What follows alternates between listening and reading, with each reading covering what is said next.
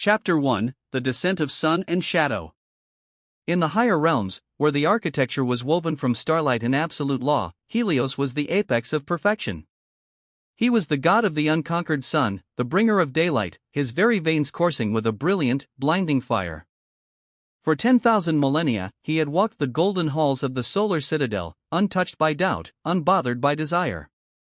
He was light incarnate, pure, unyielding, and utterly cold. Until the night he breached the border of the nether realms.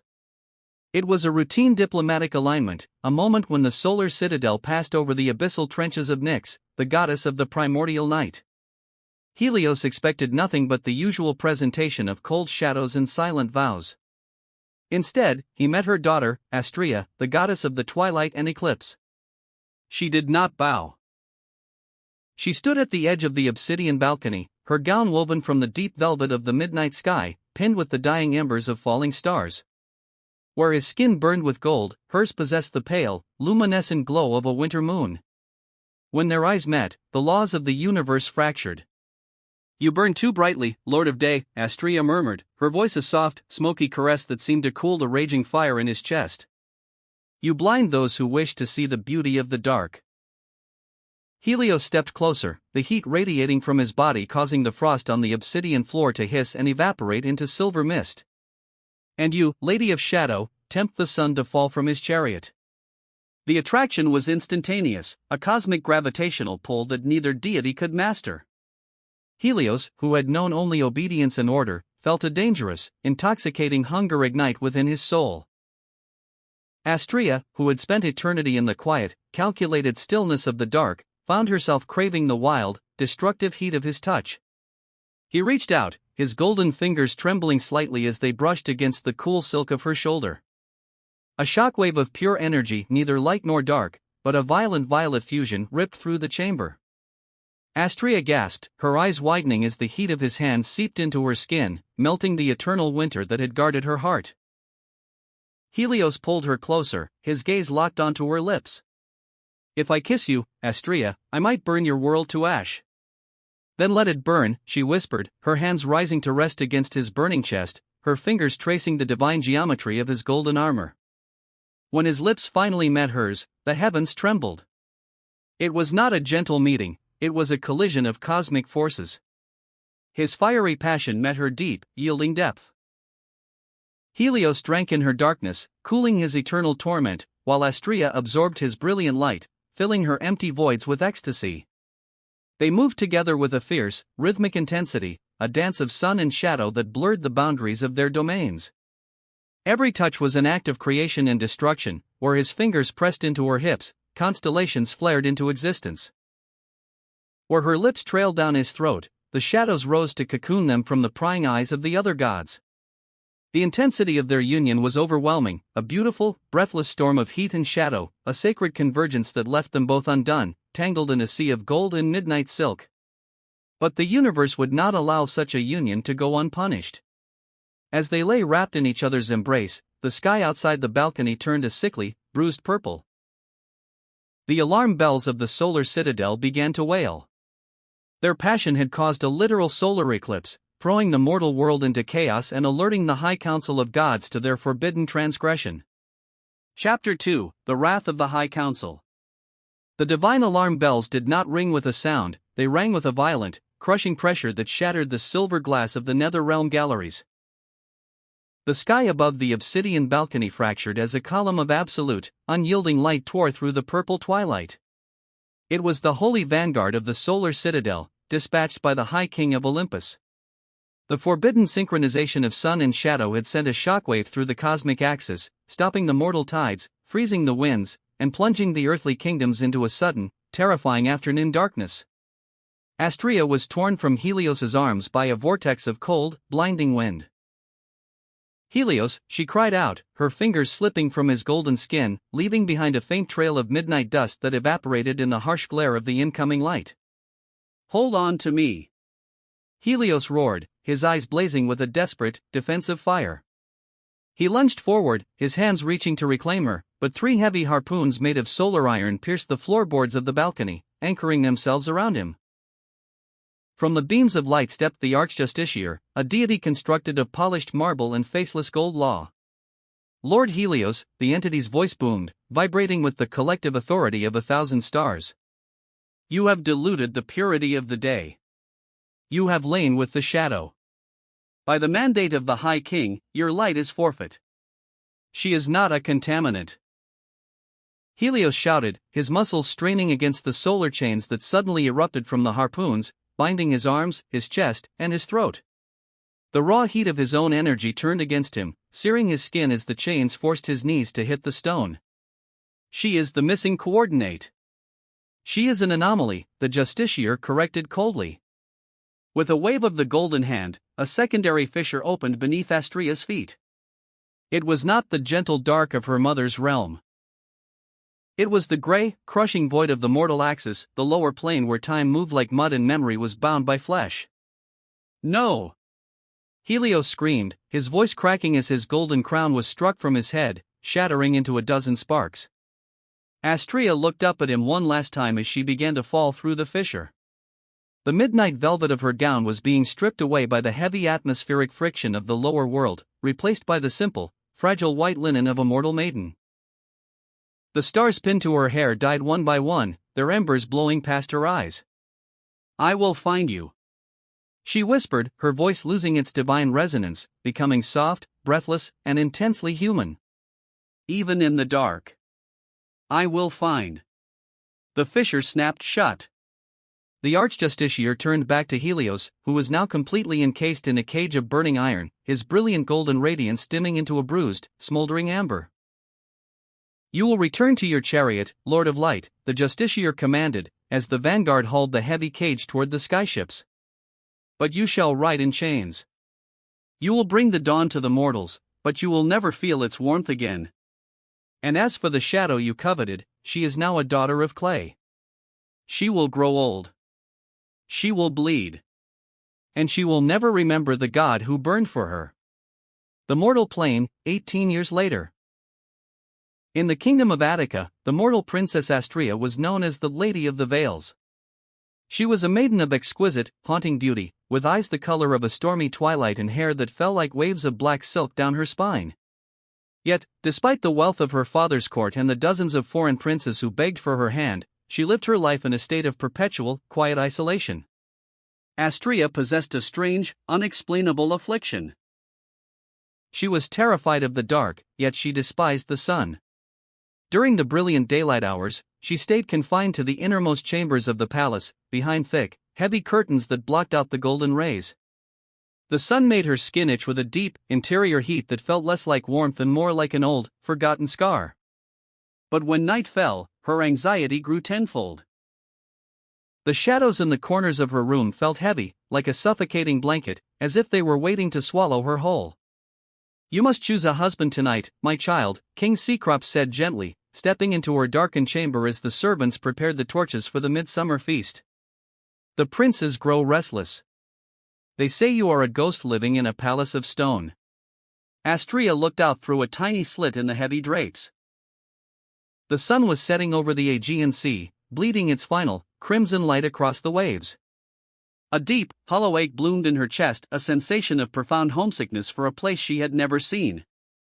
I cannot marry them, father, she whispered, her fingers nervously tracing the outline of a small, birthmark on her shoulder that resembled a crescent moon. When they look at me, they see a prize. But when I look into the mirror, I feel as though half of my soul is missing, buried somewhere beyond the stars. A husband will fill that void, the old king sighed, kissing her forehead. Put on your veils, Astraea. The feast has begun. Down in the grand banquet hall, the air was thick with the scent of roasted meats, spilt wine, and heavy perfumes. Dozens of suitor kings drank and boasted, their laughter ringing against the marble pillars. Astraea sat on the high dais beside her father, her face completely obscured by a sheer, midnight blue veil pinned with silver thread. She watched the revelry with detached, cold eyes, feeling entirely alone in the crowd. Then, the heavy oak doors of the hall were thrown open. The laughter died instantly. The air in the room, which had been uncomfortably warm from the hundreds of torches, suddenly spiked into a dry, blistering heat. The wine in the silver chalices began to bubble slightly. A stranger walked into the hall. He wore no armor, no silk, and no jewels. He was wrapped in a tattered, ash-gray cloak that looked as though it had been dragged through a volcanic fire. He kept his hood low, but beneath the frayed hem of his cloak, his chest was bare, revealing a pale golden skin crisscrossed with deep, angry red scars that glowed like cooling lava. "Who enters the house of Cecrops without an invitation?" the king's guard demanded, drawing their bronze swords. The stranger did not stop. He walked with a heavy, deliberate pace, his eyes locked entirely on the high dais. He didn't look at the king. He didn't look at the gold. He looked at the woman behind the midnight veil. "I am a traveler from the east," the stranger said. His voice was a deep, gravelly baritone that sounded like grinding tectonic plates, yet it carried an underlying current of such raw, agonizing passion that Astraea felt her heart skip a beat behind her ribs. "I have come to offer the princess a gift that cannot be bought with gold." The suitor princes laughed, but Astraea stood up from her throne, drawn by an uncontrollable, magnetic pull that defied every rule of her royal modesty. She walked down the steps of the dais, her veils fluttering in the hot breeze that seemed to follow the man's movements. "What is your gift, traveler?" she asked, her voice trembling as she stopped just 3 feet away from him. The heat radiating from his body was immense, melting the perpetual chill that had occupied her skin for 18 years. It didn't burn her, it felt like a cold person finally stepping before a blazing hearth. The stranger reached out his hand from beneath his cloak. His fingers were calloused, marked by the burning irons of the high heavens, but as he extended his palm, a tiny, localized miracle occurred. A single drop of his sweat fell onto the marble floor, instantly blooming into a radiant, golden sunflower that glowed with its own internal luminescence. "I give you the dawn, princess," Helios whispered, his golden eyes flashing beneath the shadow of his hood as he looked at his lost love. "The dawn you have been hiding from." Astraea gasped, her hand moving to her mouth. She didn't remember his name. She didn't remember the solar citadel or the archdusticiar's cage. But as her eyes met the golden fire hidden beneath his hood, the crescent moon birthmark on her shoulder began to burn with a fierce, silver starlight. Chapter 3: The Midsummer Night Escape. The golden flower blooming from the cold marble floor sent a wave of shocked whispers through the grand banquet hall. The suitor princes reached for their ceremonial blades, sensing the presence of a power that mocked their mortal lineages. "Guards! Seize this vagabond!" shouted Prince Lycus of Mycenae, his face flushed with wine and wounded pride. "He uses witchcraft to beguile the princess." But Astraea did not hear them. The world had shrunk to the narrow space between herself and the cloaked stranger. The dry, crackling heat radiating from his skin broke through the invisible wall of ice that had isolated her since childhood. For the first time in 18 years, she wasn't afraid. Before the royal guards could close the distance, Helios moved. With a swiftness that defied human sight, his hand locked around Astraea's wrist. The moment his skin made contact with hers, a silent, blinding shockwave of pure energy tore through the hall. Every torch in the room flared into an intense, white-hot brilliance before instantly snapping out, plunging the banquet hall into total darkness. The sudden blackness bred absolute chaos, men screamed, tables overturned, and wine spilled like blood in the dark. "Hold on to me," Helios whispered into her ear. His grip was firm, but his touch was remarkably tender. He pulled her backward through a hidden servant's portal behind the tapestry of the dais, escaping into the palace gardens just as the frantic shouts of the guards echoed behind them. They ran through the terraced olive groves, descending the steep cliffs of the Acropolis toward the ancient, primordial forest that bordered the Aegean Sea. The cool midsummer night air rushed past Astraea's face, tearing her midnight veil away. She didn't care. She felt alive, her lungs bursting, her bare feet pressing into the damp earth and wild thyme. When they finally breached the tree line, deep within the canopy of ancient oaks where the moonlight filtered through like silver thread, Helios stopped. He leaned against the mossy trunk of a massive tree, his chest heaving under his tattered cloak. Astraea stood before him, her long black hair tangled, her white linen dress stained with grass and soil. The crescent moon birthmark on her shoulder was pulsing with a soft, iridescent silver light, visible through the thin fabric. "Who are you?" she gasped, her hands resting on her knees as she caught her breath. Why does my body know your touch? Why does the sun frighten me, yet your fire feels like home? Helios slowly reached up, his calloused, scarred fingers grasping the edge of his hood.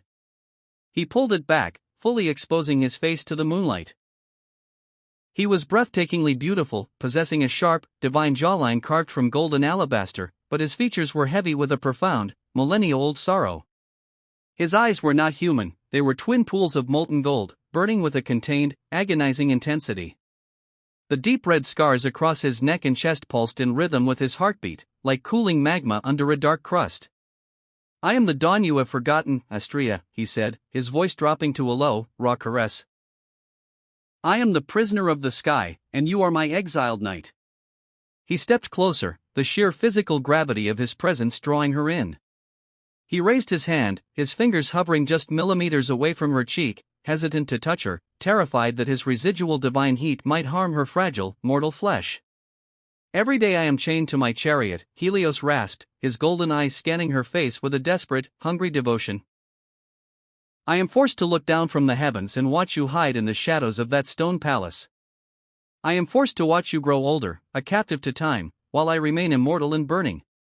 Tonight is the only night the eclipse allows me to shed my chains. I surrendered my divinity for 12 hours just to stand in your presence." Astraea looked into his golden eyes, and a violent fracture occurred in her mind. Images vague, brilliant, and terrifying flashed behind her eyelids. She saw a citadel woven from starlight, she felt the weight of a velvet gown pinned with falling stars, she remembered the taste of absolute infinity on her lips. "I remember," she whispered, a tear escaping her eye and trailing down her cheek. "I don't know the words, I don't know the names, but I remember the burning." She didn't wait for him to step back. She closed the distance, her hands rising to cup his face, her fingers tracing the sharp line of his jaw. The physical contact was an explosion of dormant divinity. The tattered gray cloak fell from Helios's shoulders as he wrapped his powerful arms around her waist, pulling her flush against his chest. He lifted her off the ground, his lips crashing onto hers in a desperate, breathless collision that had been denied for nearly 2 decades. It was an act of pure, poetic passion. His fire met her yielding depth. Where his lips trailed down her jaw to the crook of her neck, the shadows around them rose like protective satin curtains, shielding them from the mortal world. The grass beneath them grew rapidly, blooming into night-flowering jasmine that released a sweet, intoxicating perfume into the warm air. Helios pressed her down onto the velvet moss, his hands tangling in her black silk hair. Every touch was etched with a profound reverence, a sacred hunger that sought to burn away the 18 years of their separation. As his fingers traced the silver-glowing birthmark on her shoulder, Astraea arched against him, a soft gasp of absolute ecstasy escaping her lips. The heat of his body melted the residual chill of her mortality, filling her veins with a golden, intoxicating warmth that made her skin hum with light. They moved together in the deep heart of the forest, a beautiful, rhythmic dance of sun and shadow, tangled in white linen and midnight hair. For a few brief, breathless hours, the laws of Olympus did not exist. There was no high council, no punishment, no exile. There was only the heat of the sun and the depth of the night, bound together in a fierce, unyielding embrace. But as the first pre-dawn light began to tint the eastern horizon in pale gray, the glowing scars on Helios's chest suddenly flared into a painful, blinding crimson. He stifled a groan, his body convulsing as the solar chains, invisible but absolute, began to tighten across his spirit from across the realms, dragging his essence back to the solar citadel. "Helios?" Astraea whispered, her eyes wide with sudden panic as she felt his skin turn from a comforting warmth to a blistering, uncontrollable heat. "The dawn."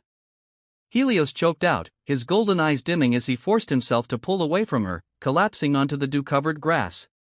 "The chariot calls. If I do not mount the sun, the mortal world will freeze, and the High King will realize I broke the seal." He looked at her, his form beginning to blur into a silhouette of pure, blinding light. "They will hunt you, Astraea. Prince Lycus and your father's guards, they saw my mark upon you. You are no longer safe in Attica." "Where do I go?" she cried, reaching through the blinding light to grasp his hand, but her fingers found only empty, scorching air. "Go to the oracle at Delphi," his voice echoed, sounding distant and agonized as he rose into the sky like a shooting star. "Look for the sanctuary of twilight. I will find you there. I will always." The golden light shot upward, piercing the forest canopy and vanishing into the morning sky as the first true rays of the sun broke over the Aegean Sea. Astraea lay alone on the moss, her white dress torn, her skin tingling with the residual heat of a god. The forest was silent again, save for the chirping of the morning birds. She stood up, her hand pressing against the crescent moon birthmark on her shoulder, which was now permanently etched in brilliant silver. She was no longer the frightened princess of the Vales. She was the goddess of the eclipse, and her journey back to the heavens had just begun. Chapter 4: The Path of Shadows. The journey to Delphi was a pilgrimage through a world changing in response to the divine friction above. The sky, though bright, carried a persistent violet tint at the horizon, as if the dawn and the twilight were locked in a perpetual, silent struggle. Astraea moved through the craggy wilderness of Phocis, no longer wearing the heavy silk veils of the Attican court. She wore the simple, dusty wool tunic of a traveler, her long black hair braided tightly down her back. Her skin, once pale and sheltered, had taken on a radiant, luminescent quality that seemed to repel the harsh glare of the noon sun. On her shoulder, the silver crescent moon birthmark throbbed with a low, rhythmic heartbeat. She was not alone in the wild. Prince Lycus, furious at the humiliation in the banquet hall, had dispatched his elite Mycenaean hunters to track her. They were men trained to hunt wolves and lions, but they did not understand that they were tracking a goddess whose blood was beginning to remember infinity. On the third night, near the jagged ravines of Mount Parnassus, they found her. Astraea was resting by a small, dying campfire when the shadows of the olive trees elongated, detaching themselves from the stone. 4 men stepped into the light, their bronze breastplates gleaming under the moon, their hunting hounds snarling on heavy leather leashes. "The prince wants you alive, lady," the lead hunter sneered, drawing a heavy net lined with bronze weights. "But he didn't say you had to be unbroken." Astraea stood up slowly. A year ago, she would have cowered. She would have wept. But tonight, as she looked at the encroaching darkness, the terror that had governed her childhood was entirely gone.